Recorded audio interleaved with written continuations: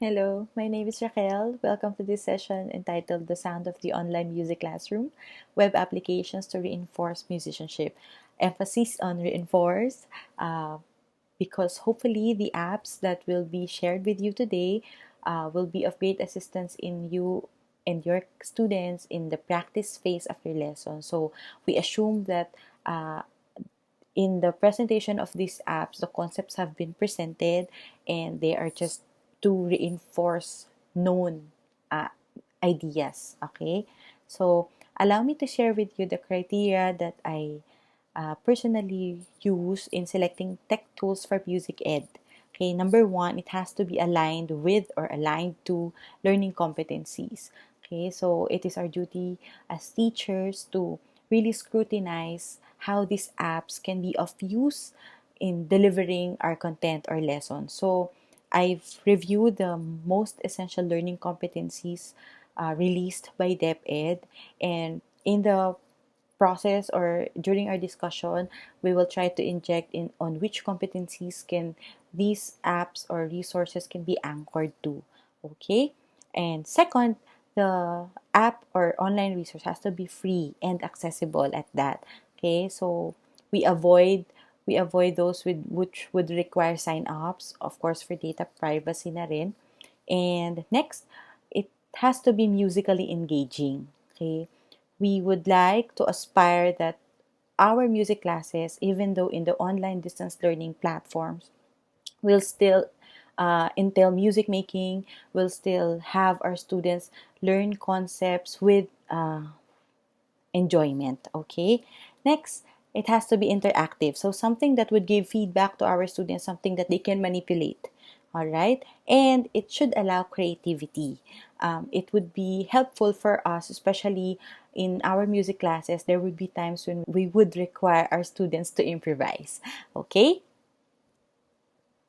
so we will begin with our Google applications, existing Google applications. The first one is Jamboard. Okay, let me just move my face down here. Okay, so Jamboard is an online drawing board or canvas if you want, para siyang whiteboard, which can be shared to your students so you can collaborate together. If you're familiar with Padlet, it's something like that, but this one empowers the students in the sense that they can draw, they can utilize markers, brushes, you can add images as well, they can add text, and there are sticky notes like this one.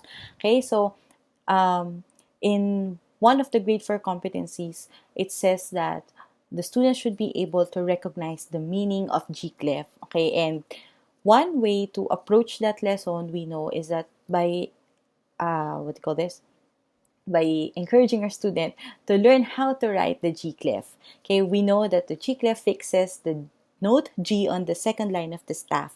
And so when we write the G clef, we somehow let them learn that, okay, this is where the G clef is written because this is where G is. Okay, so here in this sticky note that I put, this is a mini rhyme that I made for my grade 4 students back then. So it just goes around we go, up above, down the loop, then we stop. So we can use that when we write the G clef. You can recite that when you start to write the G clef. Okay, so let's see. Okay, I'm using my marker. I want it green. So as we recite, we will draw the G clef. So we'll try around we go, up above, down the loop, then we stop. Again, from the second line, around we go, up above, down the loop, then we stop. Okay, so you can have more staves there if you want it, a collaboration of students practice writing the G clef, or you can share this Jamboard to each of the students. You can share the link. Okay. Next, you can also have this as practice for F clef. This is for grade 5 naman. Okay, so these F clef, the staff, and the G clef in the previous boards are uploaded images. So I was the one who upload that, and then the students will just have to write and draw on the staff. Okay, so that is Jamboard. Next, we have the Google Slides. So here are some activities you can use with Google Slides. Um, this one is drag and drop. Okay, so the instruction says drag and drop the rhythmic patterns to their correct positions in the rhyme Jack and Poi. So we all know Jack and Poi, hopefully.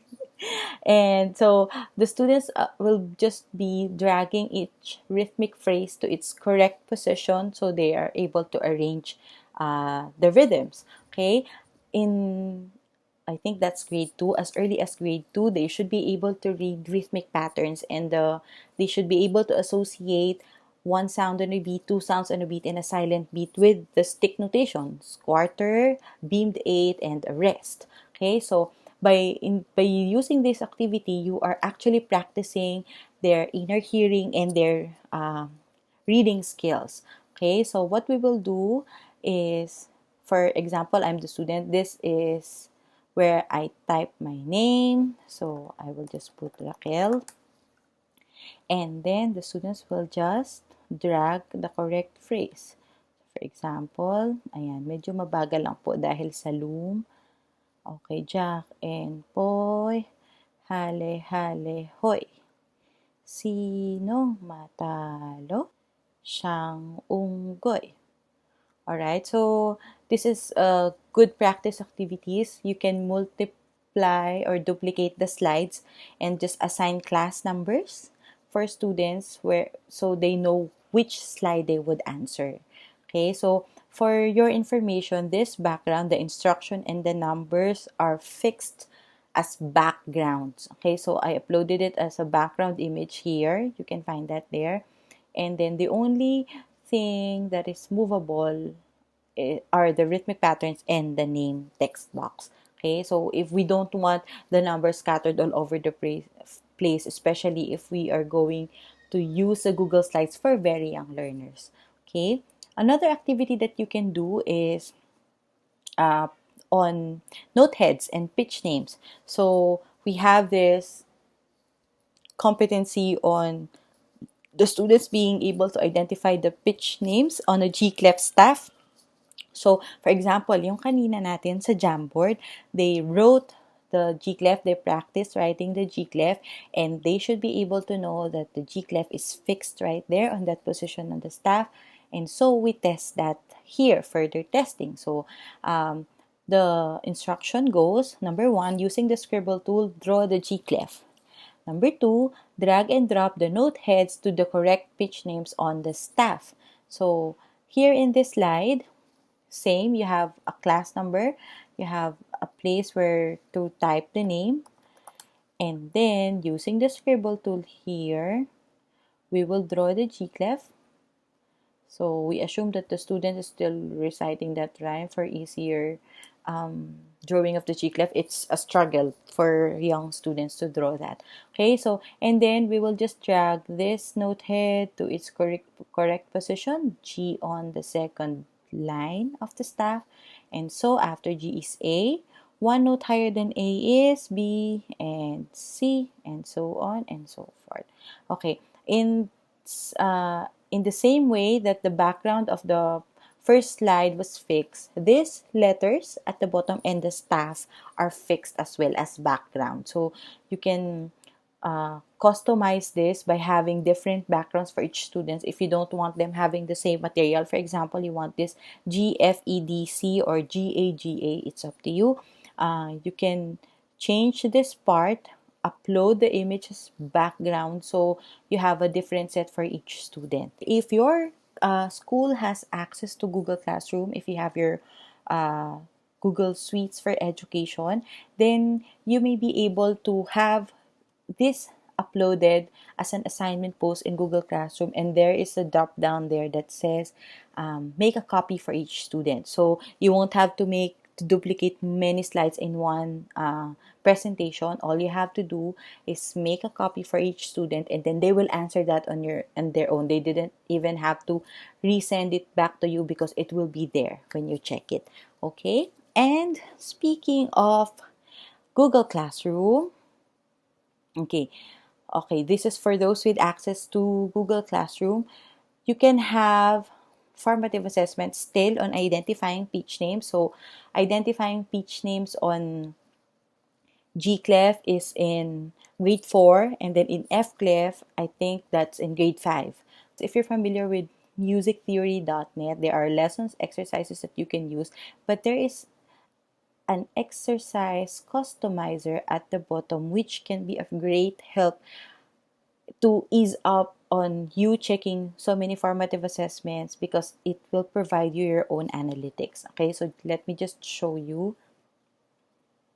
Okay, so here, for example, we are on note identification. We'd like them to uh, use bass clef. Okay, let's set the range. So let's just make it from slow C to high C. Okay, and then no accidentals, because I think the accidental happens towards the latter end of grade 5 or early grade 6. Okay, so there. No helpers, no accidentals, key signatures, positions, lines, and space. As it says at the bottom, this exercise is permanently available at this link. So you will just have to copy that link and then post it in your uh, Google Classroom as an assignment post. So here's a sample that I made. This is a question post. Okay, by the way. So the instruction goes, access the exercise through this link, 10 items. So we have to set that parameter because the exercise customizer doesn't have that limit. Okay, so after answering, click on the three dots at the upper right corner and click show progress report.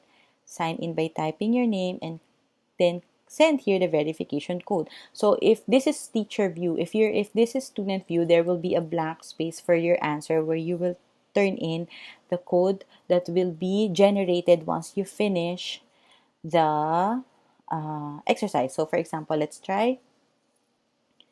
Okay, so this is on still on practice on identifying pitch names on F clef this time.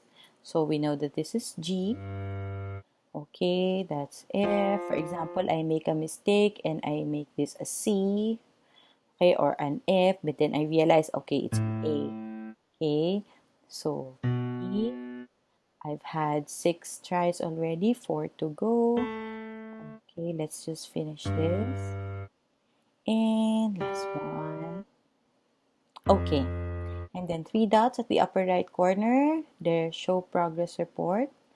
I will sign my report, type my name. Okay, sign report, and then this is the verification code, copy code.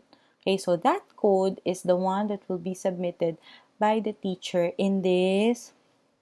um, in this as a question post in Google Classroom. Okay, while the teacher, upon seeing that code, you can go back to musictheory.net and check on code checker.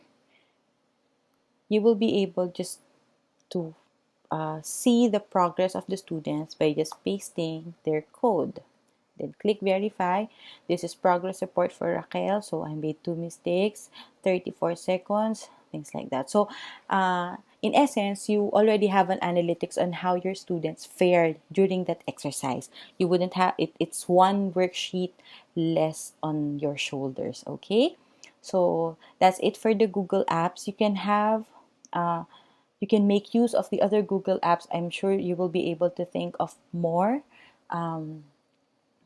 activities, practice activities using Google Suites for Education. If you have any ideas, please feel free to share that with me as well. Okay. Next set of apps will be online resources or tech tools, which can hopefully reinforce skills already learned. For example, they are able to identify pitch names already. You want them to improvise. This instrument app is very nice in a way that it actually sounds as like a xylophone. I hope you're able to hear that.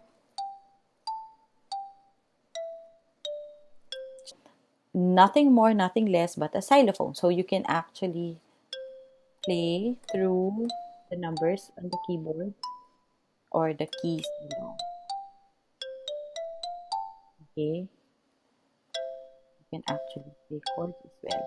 Okay, so this is good for especially for those with iPads or even for those with laptops or computers. Okay, next one is virtual piano. So among the virtual pianos that I've encountered, this is by far the most useful because of its features.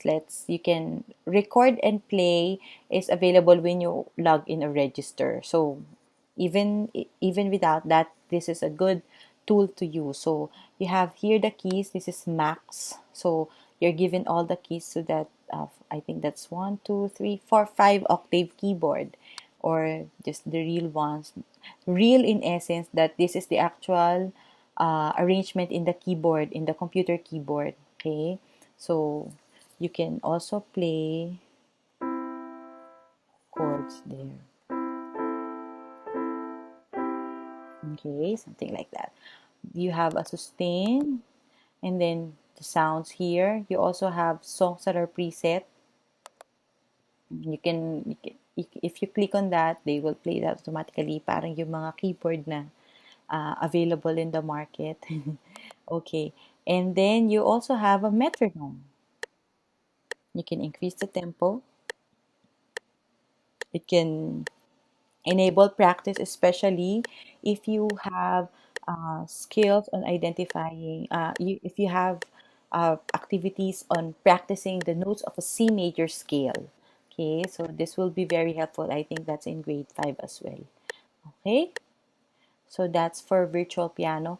The xylophone and virtual piano can also be useful when you ask your students to create or improvise melodies. We have competencies like that as early as grade 4. So this will be helpful if they don't have instruments at home. Okay, next very interesting resource is Aquartion. I am not even sure if I'm pronouncing it right. Okay, so there's my face again. All right, so this is Aquartion. This is produced by NY Muse Ed Lab. Okay, so as you can see, you have a pitch visualization wheel here. You have two staves. Here you have the kind of sound, acoustic grand piano, the root.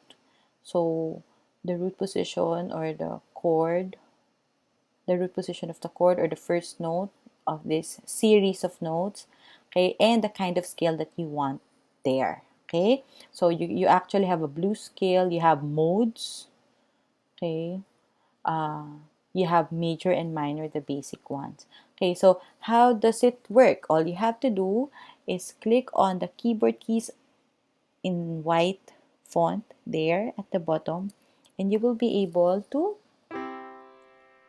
play the chords. Okay, you can use this for improvisation also. Okay, so what's good with this tech tool is that it shows you the notes as you press them. It also shows you here on this side the notes being pressed. It actually has a circle of fifth if you like to for advanced learners. Okay, so for example, I want the root to be F. Okay, so you have here from C, you have F na. Okay, so this is very essential in teaching our students, especially those in grades 5 and 6, which are asked to play major chords, major triads, also in learning the keys C, F, and G. So it will be easy for you to demonstrate to them and let them explore that. For example, in F, this is your tonic, this is the fourth, this is the fifth.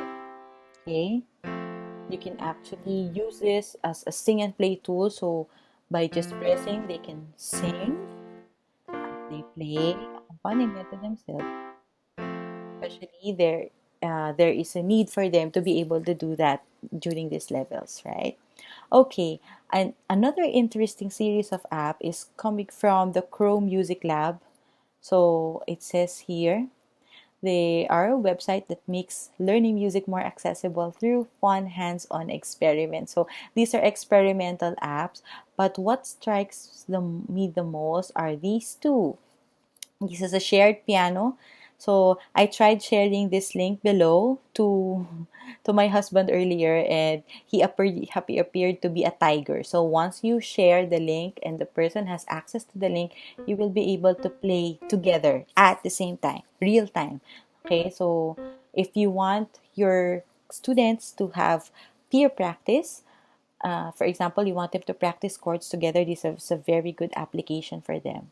Okay, next is this one, major and minor chord. If you remember, we have a competency in grade 6 that requires students to be able to distinguish the sound of a major from a minor chord. Okay, so if you're not around to show them that, and it would be too tasking to look for YouTube videos that simply explains them that concept, then they can just go to Music Lab Chrome Experiments chords. Okay, so this is presenting the chords and the major and minor chords, the parallel one. So for example, this is C major. If you click on the minor, it will show you the parallel C minor. Okay, so the student will hear how the major chord sounds and how a minor word sounds. That easy. Okay, so in the same way, we are somehow equipping them to be able to play that, because they will understand that, okay, these are the intervals for the major chord. In minor chord, you have a lower third. Okay, so things like that. If you want, you can include this in your asynchronous videos and explain this to them. Okay, last but not the least is we have a competency on the students being able to recognize different sections of the orchestra. Okay, this is MSO Learn, Melbourne Symphony Orchestra website. So it allows you to actually see the sections of the orchestra. Well, listen to them. Okay? So, for example, dahil bias ako, punta tayo sa woodwinds. Okay, so you will be led. Sorry, taas ko lang po ito. All right. So you will be led to pages that explains the instrument. Okay, so here we have the woodwind page. You learn more about the instruments. Tingnan natin. Papakilala ko po sa inyo ang aking instrumento. Ito po ang bassoon. Okay. Hindi ko ba siya? Alright. You have the sound of the bassoon. You have the description of the bassoon. Not that technical though, like in a sense that it doesn't tell you how many keys or how low, but it will try to. Okay? And well, the details, they can always explain that. You can always Google or search for the details, but it pays to have the sound present while the student reads. It acquaints them with the sound of the instrument. So as they see, they hear the instrument. There's also trivias at the bottom. In Italian, the bassoon is called fagotto, which means bunch of sticks. Okay, and there is a bonus here. You can actually read the biography of the musicians from Melbourne Symphony Orchestra. So I like how interactive this website is, and it's free and it's accessible for everyone. It will be helpful for you. Instead of presenting lectures like, okay, these are the instruments, you make them explore. Why not make them explore the orchestra themselves? Okay, they're able to listen to an actual orchestra and explore them. Seating arrangement is present as well. Okay. Thank you, Melbourne Symphony Orchestra. So let's have a recap of the apps and resources that we used for this session.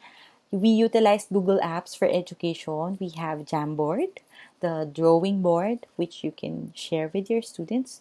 We had drag and drop activities in Google Slides. And we have shared, what do you call this? Identification exercises, speech identification exercises via Google Classroom. Google Classroom, pahapyaw lang natin na daanan. Okay? And here are the links for Accordion, Chrome Music Lab, the Silo, MSO Learn, and musictheory.net. If you want to access them, I can give you a copy of my slides also. Okay? And of course, the virtual piano. All right. So I would like to end with this. This is from Sultan Kodai. One of his principles is to really teach teach music and singing at school in such a way that it is not torture but a joy for the pupil. Okay, one of my most favorite teachers in the Kodai training, Judith Hartiani, has always elaborated it this way, that there will yes, there will be training, there will be ear trainings, there will be note writing, there will be note reading, there will be singing, but most of all there should be joy. So in presenting these tools to our students, in engaging them with these online resources, we hope that somehow it would spark enjoyment or joy in them as they learn music concepts even though we are not with them. Okay, it is true that teaching music during these times is very challenging, to say the least, but we know that because there is an innate passion to really get these concepts across and teach our students, we will be able to do that if we just try. Okay. Also, I would like to remind you of the power of yet. Okay. So I always think of this when I feel that I am not getting this yet. You just add yet at the end of your statements and everything gets a little bit better. Okay. We have to allow ourselves time, and we have to regard ourselves a lot of patience to learn these things. Let us not jump into the deep waters right away and learn all this, just one at a time. See what can be included in your plans or in your lessons, and hopefully you'll be able to utilize them well in your class. Okay, thank you. If you have questions, here's my email address, racquelceradoy@gmail.com. You may reach me through that. If you want a copy of the slides, I can also send them to you. Maraming salamat po.